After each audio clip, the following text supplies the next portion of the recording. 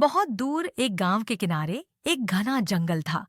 उस जंगल के बारे में गांव के लोग कहते थे कि वहां कुछ अनजानी शक्तियां रहती हैं।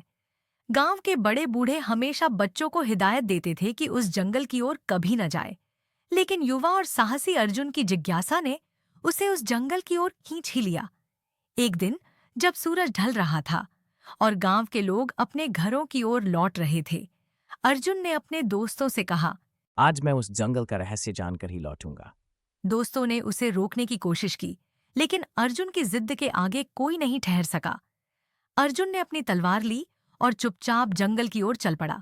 जंगल में कदम रखते ही अर्जुन को एक अजीब सी शांति और ठंडक महसूस हुई। जैसे जैसे वह जंगल के भीतर जाता गया, पेड़ और घने होते गए। अचानक उसे एक रहस्यमयी आवाज सुनाई दी।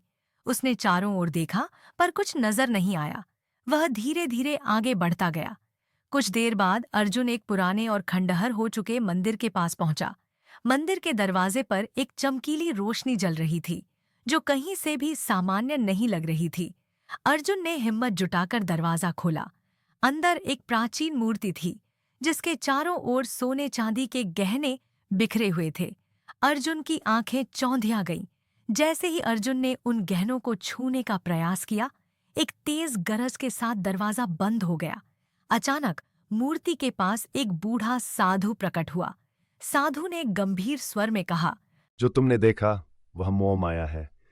यदि तुम इन गहनों को लेने का प्रयास करोगे तो तुम्हारी आत्मा इस मंदिर में कैद हो जाएगी, लेकिन अगर तुम वापस लौट जाओगे तो तुम्हें असली खजाना मिलेगा। अर्जुन घबराया हुआ था। उसने साधु से पूछा। असली खजाना क्या है? साधु ने मुस्कुराते हुए कहा, जीवन का सबसे बड़ा खजाना है प्रेम और सद्भावना। अगर तुम गांव लौटकर हर व्यक्ति से प्रेम और सहायता करोगे तो तुम सच्चे खजाने के मालिक बनोगे। अर्जुन ने साधु की बात मान ली और उसने गहनों को वहीं छोड़ दिया। दरवाजा अपने आप खुल गया और अर्जुन बाहर निकल आया। बाहर आते ही उसे ऐसा महसूस हुआ जैसे जंगल में अचानक हरियाली और जीवन लौट आया हो। उसने पीछे मुड़कर देखा, लेकिन मंदिर गायब हो चुका था।